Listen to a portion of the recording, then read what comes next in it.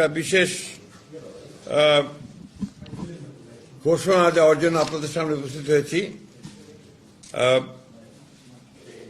গণ অধিকার পরিষদের সাধারণ সম্পাদক জনাব মোহাম্মদ রাশেদ খান তিনি বাংলাদেশ জাতীয়তাবাদী দলে যোগ দিচ্ছেন এবং বাংলাদেশ জাতীয়তাবাদী দল সিদ্ধান্ত নিয়েছে যে ঝিনাইদহ 4 আসন, যেটা ঝিনাইদহ সদর এবং কালীগঞ্জ থানা নিয়ে, এই আসনে মোহাম্মদ রাশেদ খানকে ধানের শীষ প্রতীকে নির্বাচন করার জন্য মনোনয়ন দেওয়া হচ্ছে।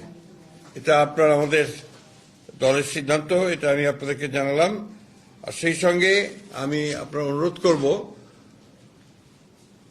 এই ঝিনাইদহ ও কালীগঞ্জ, ঝিনাইদহ সদর ও কালীগঞ্জ অর্থাৎ ঝিনাইদহ 4 আসনের বিএনপির সকল নেতাকর্মীকে মোহাম্মদ রাশেদ খানের সঙ্গে কাজ করার জন্য এবং তাকে বিজয়ী করার জন্য সর্বশক্তি দিয়ে কাজ করার জন্য।